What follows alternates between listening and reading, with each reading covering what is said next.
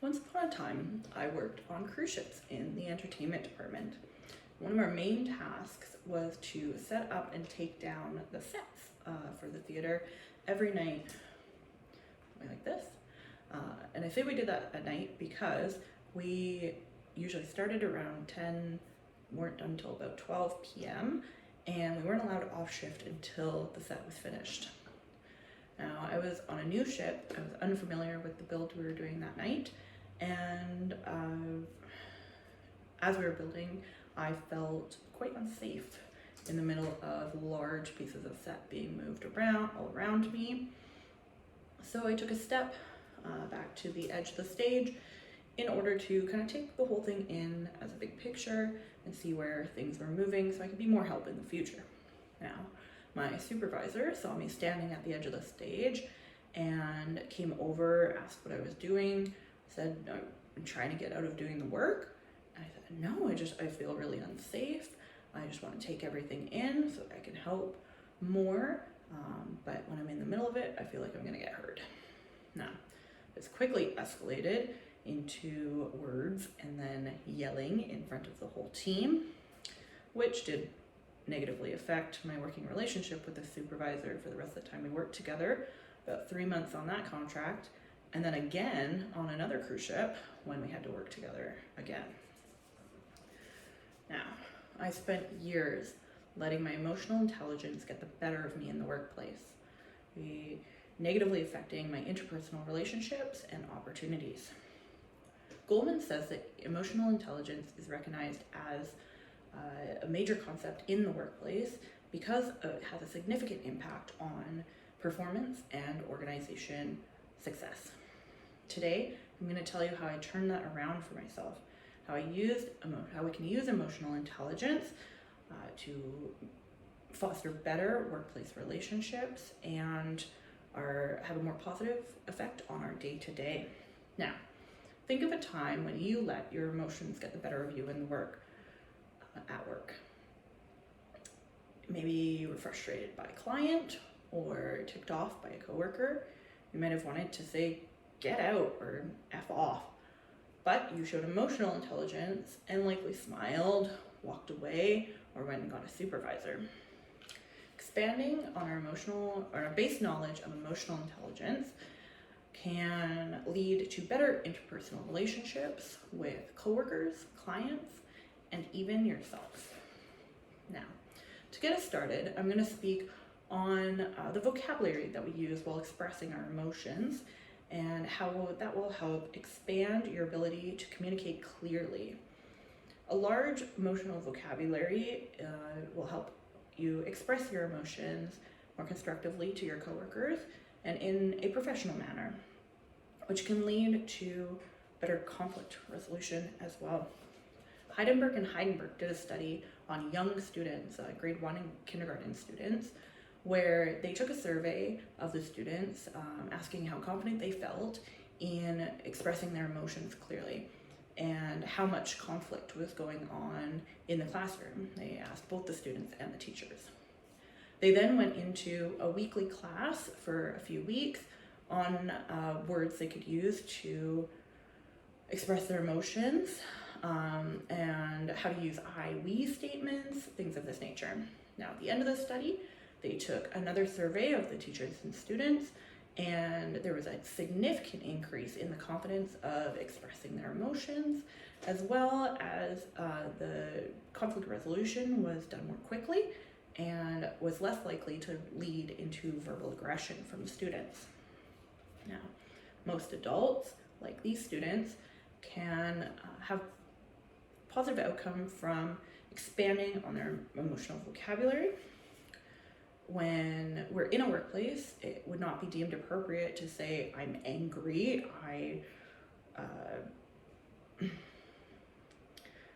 it would not be deemed appropriate to say, I'm angry, let me leave. Instead, you would be expected to say something along the lines of, that last interaction frustrated me. I felt disrespected by the tone that they used, and I'm going to take a step out for a minute so I can regain my composure. With my personal experience, if I'd been able to correctly or more cohesively explain my emotions to my supervisor, we might not have gotten into that verbal aggression stage. There wouldn't have been the misunderstanding. Now, how I worked on expanding my emotional vocabulary was paying attention to characters in novels, TV shows, and movies who are not in their head, so they have to express how they're feeling. So I paid attention to the words they used, what tactics work or didn't work, and then also making sure that we're focusing not only on the primary emotions, our anger, sadness, happiness, but going deeper into the intensity of the emotion. Using those I, we statements, very important. Now, these skills can, like in the study, can lead to decreased verbal aggression and conflict resolution in a more timely manner, which will lead to the team trusting you more as well.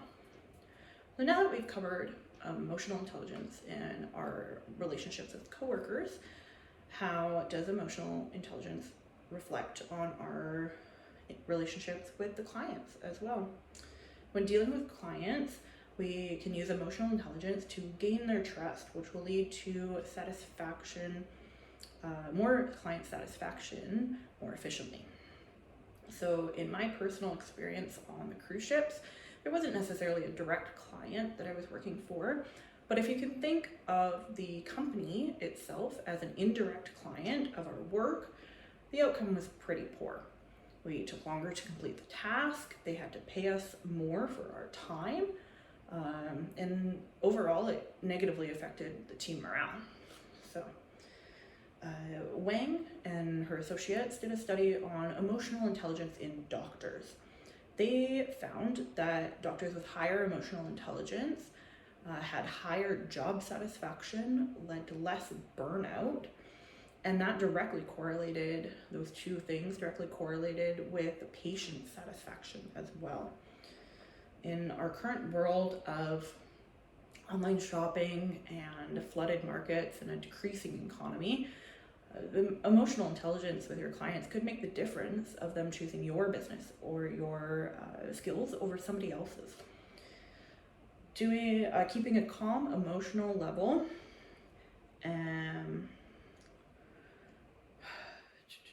keep a calm emotional level.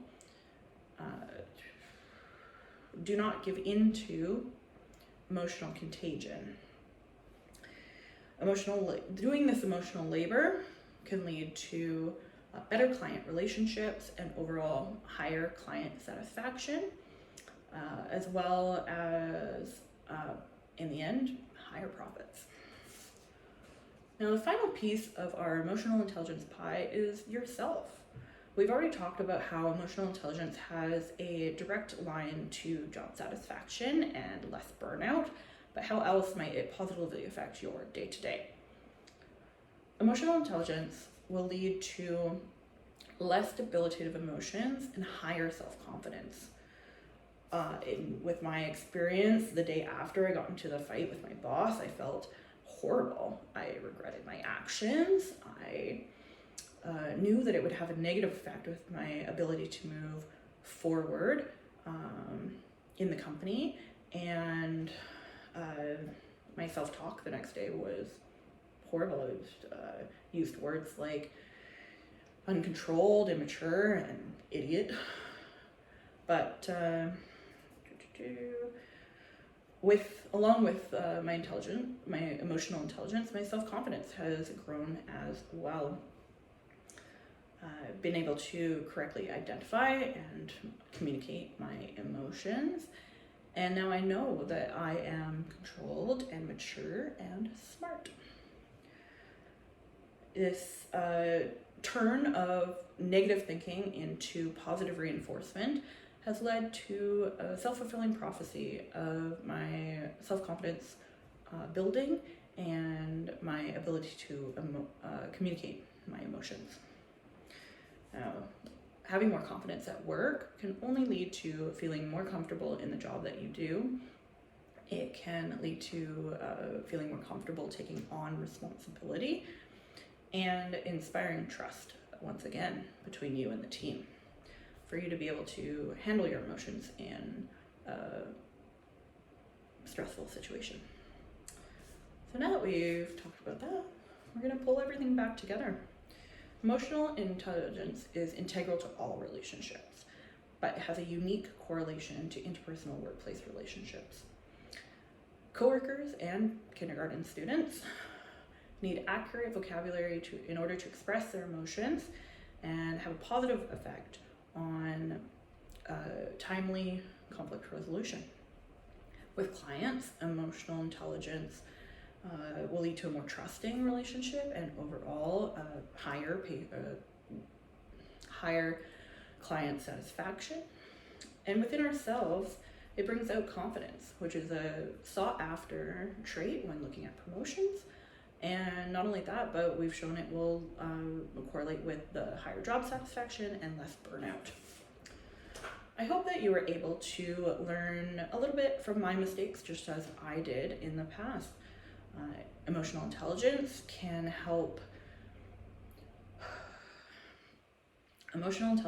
only help your future careers. It might take a little bit of hard work to hone these skills, but the outcome can only be positive.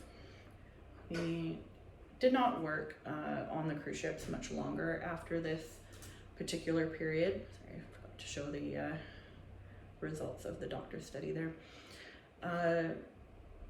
Did not work on cruise ships very long after this period of time. I had a rocky relationship with my boss there.